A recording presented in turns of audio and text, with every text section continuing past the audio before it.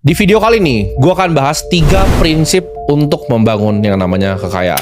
Prinsip pertama, ini yang paling penting menurut gue, adalah jangan kehilangan uang. Investasi adalah sebagai sarana ya untuk kita menggandakan uang kita, membuat uang bekerja di saat kita tidur. Tapi kalau lu investasi dan lu malah rugi duit, ini banyak orang keliru di sini. Kalian berinvestasi itu bukan untuk rugi. Aturan pertama investasi, jangan sampai rugi. Jangan pernah meresikokan yang namanya permanent loss of capital, karena ini berbahaya dan sulit untuk dibalikin. Gua akan jelasin nanti.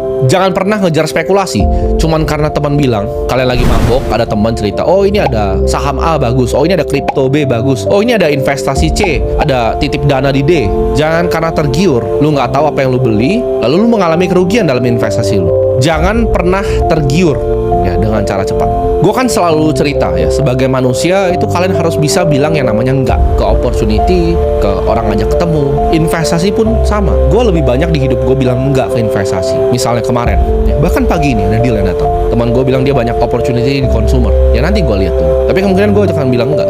Minggu lalu ada deal AI, orangnya itu salah satu jeblosan dari Y Combinator, ibaratnya sekolahnya orang-orang startup terhebat Airbnb, Sam Altman, ChatGPT. Karena itu bukan bagian dari, nanti gue jelasin di prinsip selanjutnya, circle of competence gue. Jadi gue banyak tolak deal-deal yang menurut kalian mungkin menarik sebenarnya. Kalian ketika udah punya uang nanti akan sadar akan banyak nanti tawaran investasi. Tapi yang paling penting adalah permanent loss of capital, jangan sampai terjadi. Manusia itu didrive sama yang namanya envy dan keserakahan. Jangan jadi orang serakah, karena kalian mau duitnya berkali-kali lipat, kalian mengambil resiko yang bikin ujung-ujungnya uang kalian rugi.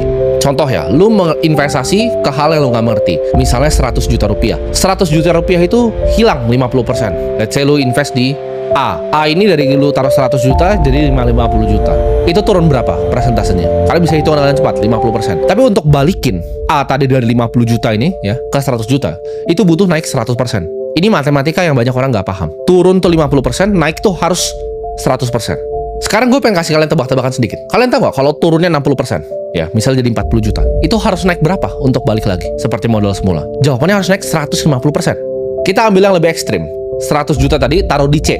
Turunnya 80%, jadi sisa 20 juta. Itu perlu naik 400%, teman-teman. 400% untuk balik ke modal awal.